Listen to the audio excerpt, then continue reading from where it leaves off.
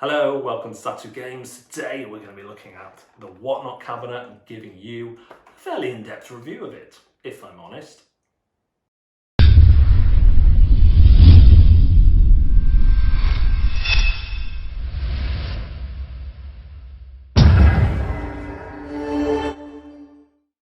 There are a lot of games that could be described as nice. Nice. But when I went to Essen in 2019, there was almost 2,000 new games launched at that show alone. So just being nice might not be enough to cut it. Ouch. The Whatnot cabinet from Pencil First Games is, on the surface, a nice game. It continues their line of Zen-like titles from Herbaceous Sprouts, Sunset Over Water, and so on, with gorgeous artwork, a more relaxed playstyle, although I will argue in this very review that this is the least relaxed of the trio that I've mentioned, quadrotroblish that I've mentioned. Is there enough in this small box package to take nice to the next level? The game is about set collection with a tad of worker placement, a dash of worker placement, a dash of push your luck, and some tile laying. In the game, you are trying to fill up your Whatnot cabinet with curious items or curiosities in the form of curio tiles. Curio tiles come in a colour and a type. There are bottles, there are gems, they come in blue, yellow, red, green, purple, and then there are some special power titles as well. In the game, you are trying to make columns either match colour or be entirely different in colour, and rows either match type, which is not the picture but the little icon in the top left corner, or be entirely different in type. During the course of each round in a 3 to 4 player game, you'll be taking 2 tiles, and in this solo game or the 2-player game, you'll be taking 4 tiles, because that's double. That's how it works. The game's playboard has a turn order track along the top and then 5 action spaces along the bottom, and this is where the worker placement comes in.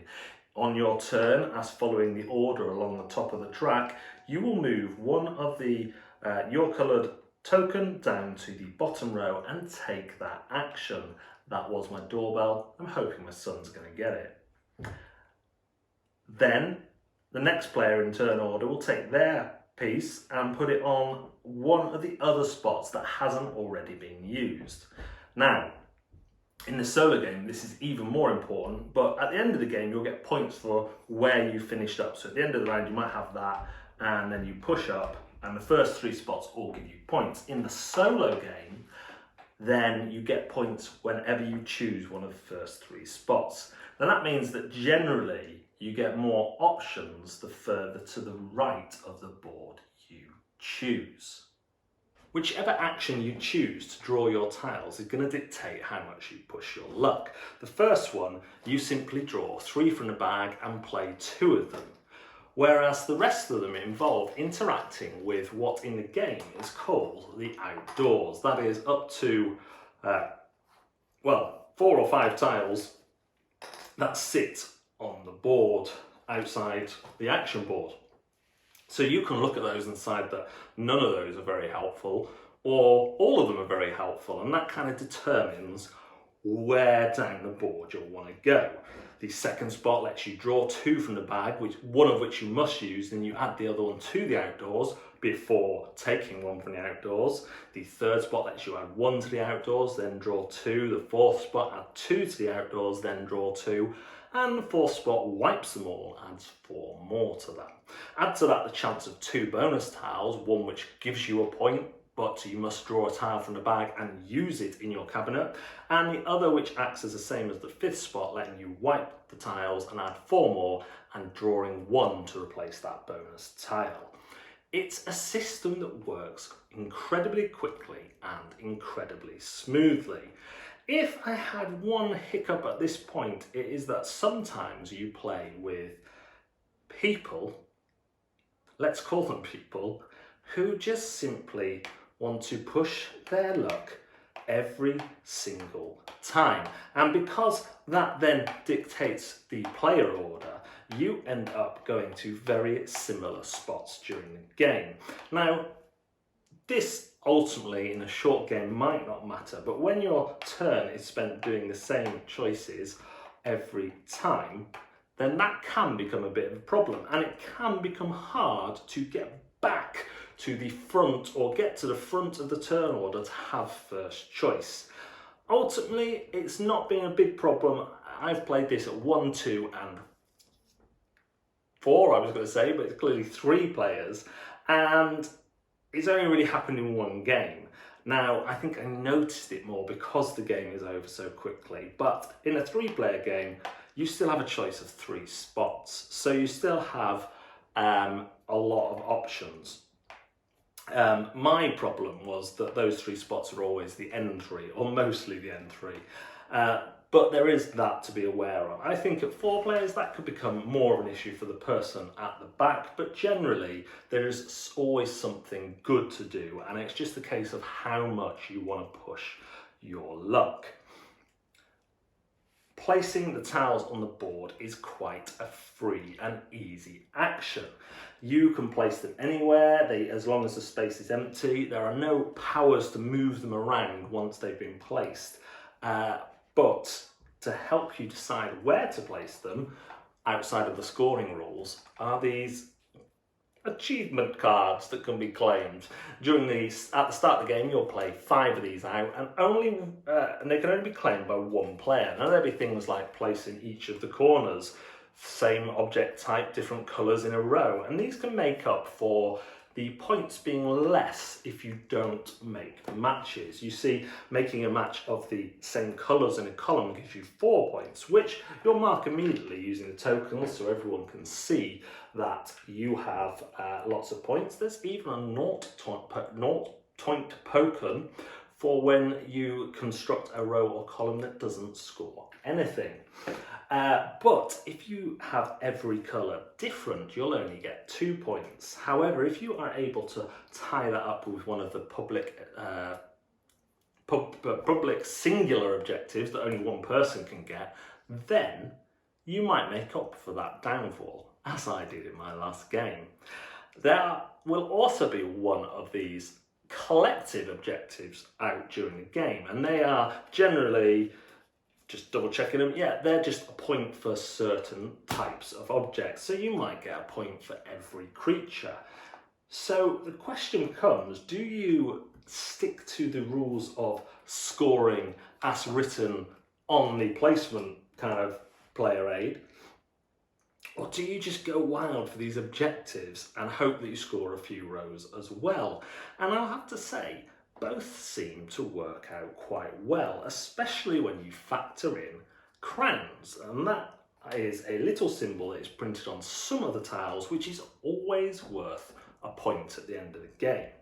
In my last game, my 10-year-old decided to ignore all the objectives, collect crowns and shells, which were scoring a point because of the public objective card, and then try and get the most perfect whatnot cabinet that he could.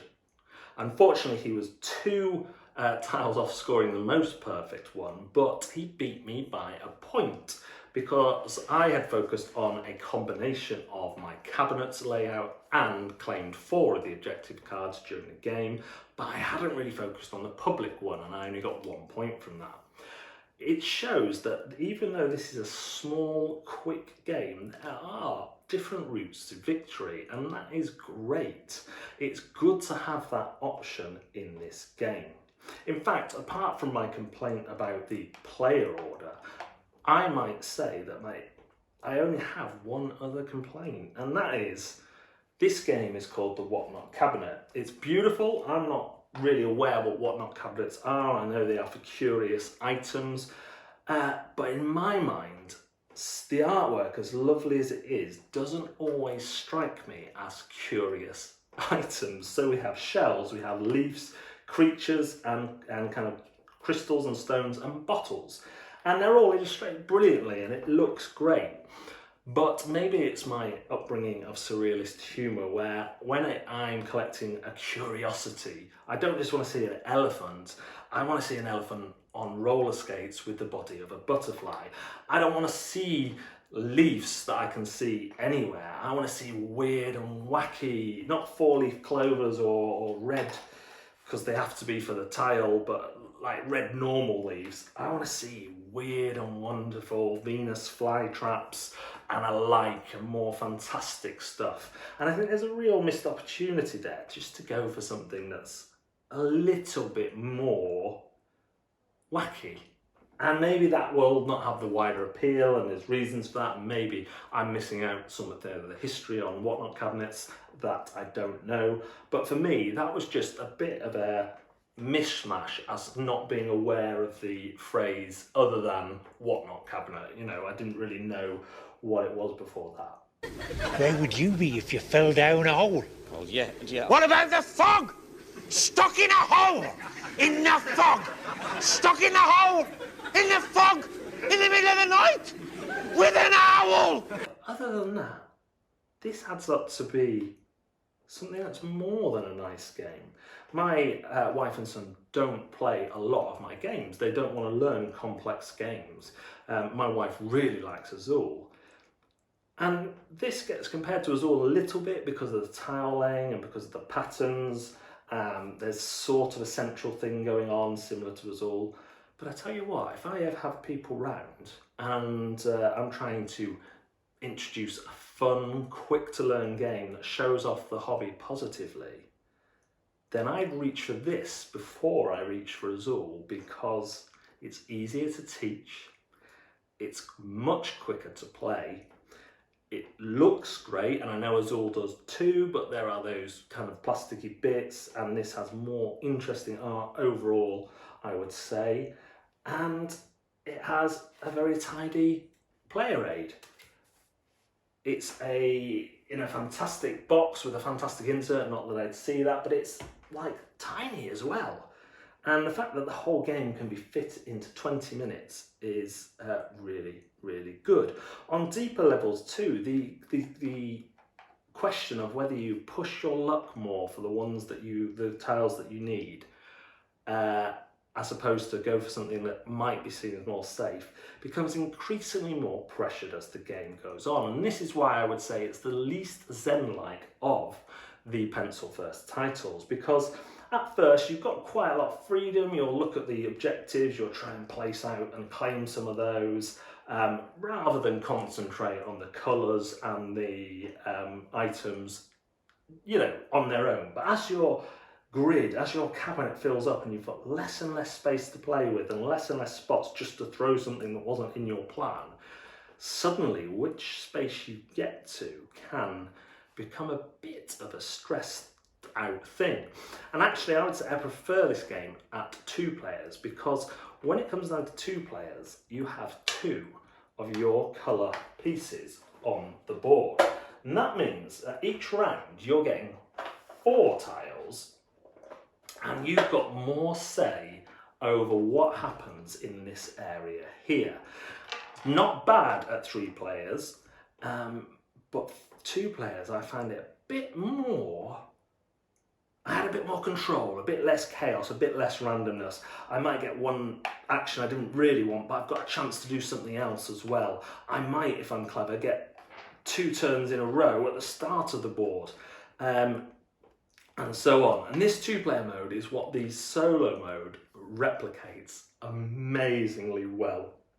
Seriously, that was a burp I suppressed, but don't worry about it. A professional would cut it out. You know what you're getting here. And the solo cards just direct you as to where the solo player will go. So they might go there and they might remove all creatures, and then you add one from the bag.